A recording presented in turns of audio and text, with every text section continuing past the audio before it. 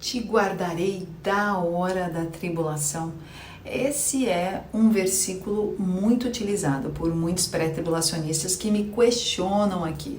Mariana, mas afinal de contas, se você defende tanto que nós, como igreja, não subiremos antes da grande tribulação, o que quer dizer esse versículo? Deus está dizendo justamente ali, não é, Mariana? Guardará da hora da tribulação, na hora da tribulação. Então, obviamente, é muito simples, a igreja será retirada e a tribulação acontece, não é mesmo? Então, eu quero falar um pouco sobre este versículo e eu tenho uma novidade para vocês, que é algo que vai mudar a sua opinião, que é esta Bíblia aqui.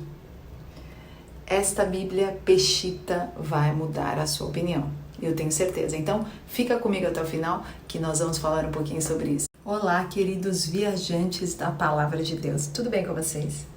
Para vocês que ainda não me conhecem, eu me chamo Mari Garcia. Se você ainda não está inscrito aqui, este é o momento que você pode se inscrever. Ativa o sininho aqui embaixo para o YouTube te avisar toda vez que eu postar um vídeo novo por aqui.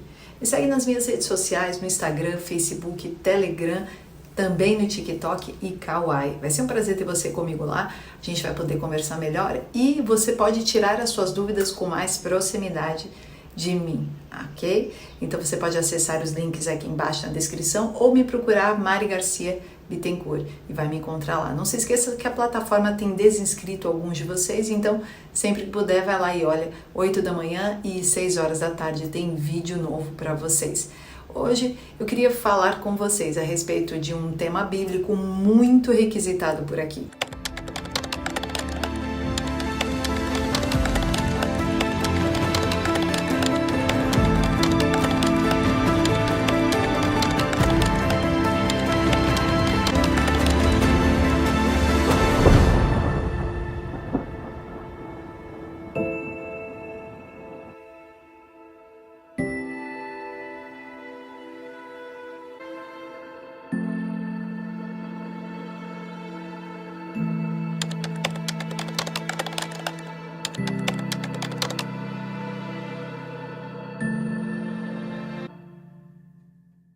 Quando o assunto é arrebatamento, nós temos uma grande divisão que acontece no meio da igreja.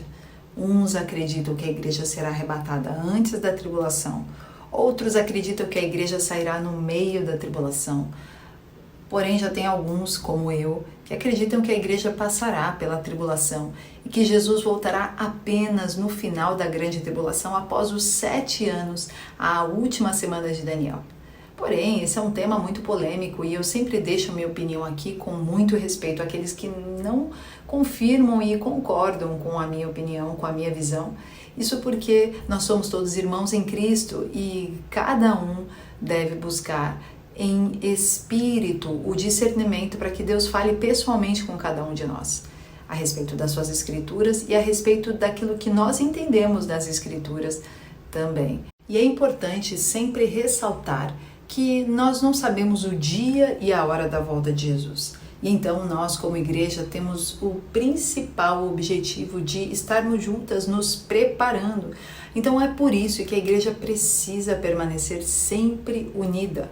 Mesmo que a visão que você tenha seja diferente do seu irmão, vocês continuam sendo igreja de Cristo, nós somos corpo de Cristo. E então eu creio que a vontade de Deus será feita. E aquele que realmente tem um coração em Deus, aquele que é um verdadeiro adorador, o próprio Senhor vai despertando com os seus mistérios, trazendo a verdade. Então, se houver realmente alguém fora da verdade, Deus vai abrir os olhos, Deus vai alertar através de sonhos, profecias e da sua própria palavra. Então precisamos manter a paz e o amor entre nós. Quando olhamos para os primórdios da igreja, quando olhamos para os pais da igreja, os primeiros ali, nós vemos que grande parte, se não todos, acreditavam em um pós-tribulacionismo. Isso porque eles já haviam visto de perto como era a perseguição dos cristãos. Então, para aqueles que já entendem que o anticristo segue o espírito de Satanás e este espírito persegue cristãos, vai contra Jesus Cristo, o Filho de Deus, entendem que não tem como não haver perseguição dos cristãos. E não tem como Deus selecionar apenas alguns para que estes não passem pela perseguição, visto que tantos mártires já se firmaram durante toda a história da humanidade. E não seria diferente no tempo da grande tribulação. Quando estudamos as Escrituras, percebemos que muitas Bíblias, em inúmeras traduções, carregam algumas dificuldades com algumas palavras que modificam todo o contexto. São palavras que, por um detalhe, mudam, às vezes, uma visão toda, uma doutrina toda. E isso fica bem claro para algumas passagens especificamente. E então, quando nós falamos sobre Apocalipse 3:10, você pode procurar aí várias versões e você vai encontrar: guardarei da hora da tribulação, guardarei na hora da provação. Esses termos são utilizados de maneira que faz com que as pessoas subentendam que elas serão retiradas daquele momento da provação, ou seja, da grande tribulação.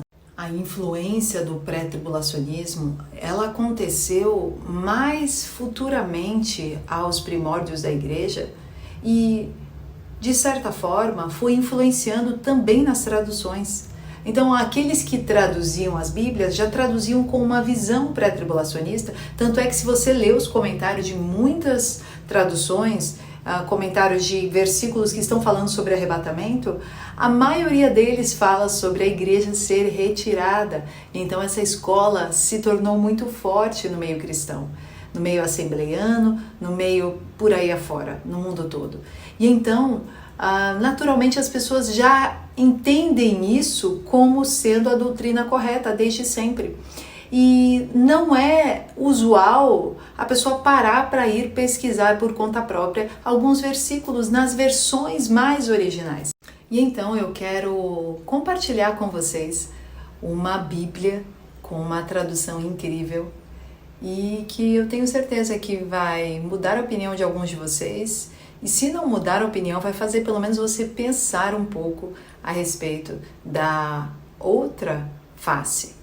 Você ainda que não acredita que a igreja será arrebatada após a tribulação, diante de tantos vídeos que eu já fiz aí, e eu não vou aqui falar de todos os meus argumentos, mas eu quero te trazer essa novidade incrível e te convidar a também estar tomando posse disso daqui, que é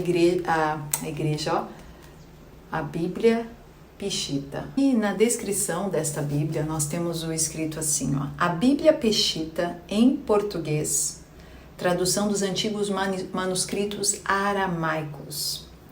O Senhor Jesus Cristo tinha como língua materna o aramaico. Era seu meio de comunicação cotidiano. Era a língua de uso diário em Israel naquela época e, portanto, o idioma de uso comum para o Senhor, seus discípulos e o povo. O idioma hebraico estava reservado para o culto entre as classes sacerdotais judias. O grego se utilizava para a política e o comércio internacional romano da época. Ele conhecia políticos, militares e comerciantes romanos. Talvez lhes falou em grego ou latim, mas sua língua de uso cotidiano foi sem dúvida o aramaico. Então, basicamente, a Bíblia Peshitta, ela é a tradução dos manuscritos aramaicos, ou seja, a língua que Jesus falava no dia a dia com seus discípulos e com o povo quando ele esteve aqui durante a humanidade.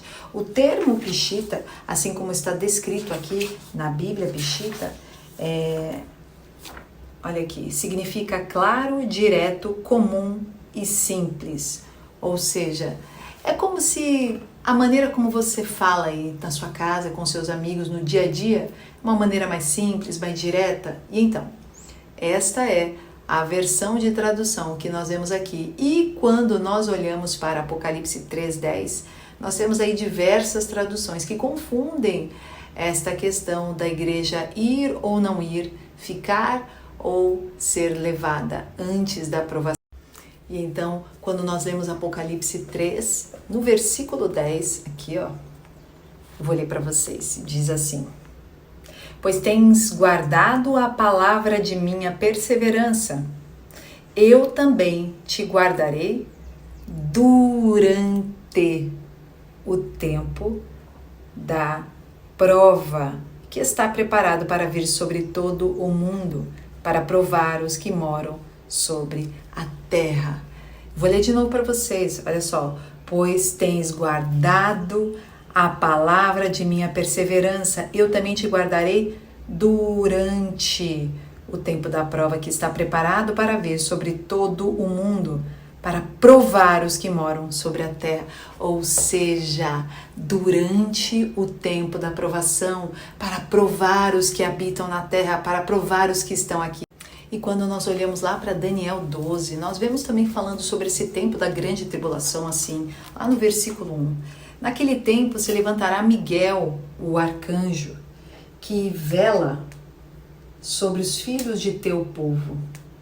Será tempo de aflição, qual nunca houve desde os dias da antiguidade. E naquele tempo alguns dos filhos de teu povo serão livres, todos aqueles que se achem escritos no livro, ou seja, aqueles que estarão na grande tribulação, aqueles que estarão participando. Alguns deles serão livres, quais? Aqueles que tiverem seus nomes escritos no livro da vida. E continua no versículo 2. E muitos dos que dormem no pó serão despertos, uns para a vida eterna e outros para a destruição e vergonha eterna de seus companheiros. E aqui já falando sobre a ressurreição. Uns ressuscitados para a vida eterna e outros para a destruição. Nós lemos também lá em Mateus 24, no versículo 21, que diz assim: porque haverá então uma grande aflição, tal como nunca houve desde o princípio do mundo até hoje, nem voltará a haver. E se aqueles dias não fossem abreviados, carne alguma sobreviveria, mas por causa dos escolhidos, aqueles dias serão abreviados. Olha aí, mais um versículo deixando bem claro que os escolhidos estarão no tempo da grande tribulação. É importante nós termos essa noção porque a igreja precisa começar a preparar o coração, preparar os filhos, preparar a nova geração, para ir tirando este medo e colocando esperança. Também é importante que nós, como igreja, saibamos que haverá escape também para a igreja durante o tempo da grande tribulação. Então, alguns serão mártires, todos nós seremos perseguidos, porém, Deus é poderoso, Deus coloca as tuas asas por cima de nós, nos protege, acampa teus anjos ao redor, coloca uma nuvem em cima de nossas cabeças, coloca corvos para nos alimentar, coloca aí viúvas, ou seja, parte do mundo, parte das nações para nos alimentar também.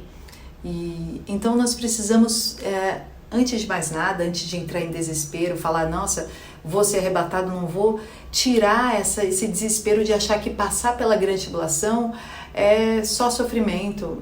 De certa forma, é um tempo de sofrimento e aflição, porém a igreja gloriosa anda com Cristo, com Deus. Nós estamos como vencedor. E nós temos mais uma parte do Apocalipse que deixa bem claro sobre os santos na grande tribulação, que está lá em Apocalipse 7, versículo 9, que diz assim: depois disso vi, e eis aqui uma grande multidão de toda a nação. Ninguém podia contar, os quais estavam de pé diante do trono e na presença do Cordeiro, vestidos com vestes brancas e palmas em suas mãos. Lá no versículo 13 diz assim: depois um dos anciãos voltou e me perguntou: estes que trajam vestes brancas, quem são e de onde vieram? Então lá no versículo 14 eu lhe respondi: Senhor meu, tu o sabes. Então ele me disse: estes são os que saíram da grande aflição. Aqui a versão aflição, que é a grande tribulação, ok? E que lavaram as suas vestes e as branquearam no sangue do Cordeiro. Por isso estão diante do trono de Deus e lhe servem de dia e de noite em seu templo. E o que está sentado no trono os cobrirá com sua mão.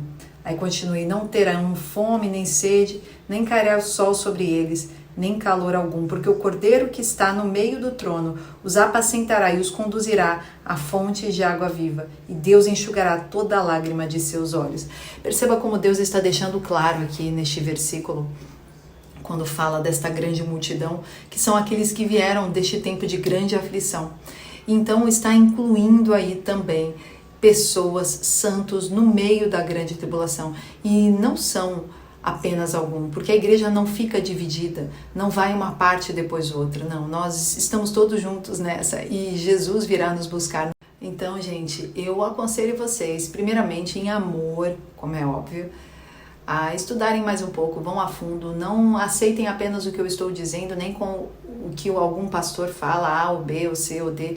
Procure por conta própria, busque bíblias e traduções diferentes. Esta é mais uma novidade que eu trouxe para vocês, porém tem várias outras artimanhas que nós possamos utilizar. Por exemplo, hoje em dia tem aplicativos da Bíblia que nós podemos comparar versículos de diversas traduções e ver aí qual que se parece realmente mais com o original. Então, não se esqueça, eu super te aconselho, vai lá e compra esta Bíblia Peshitta, tá?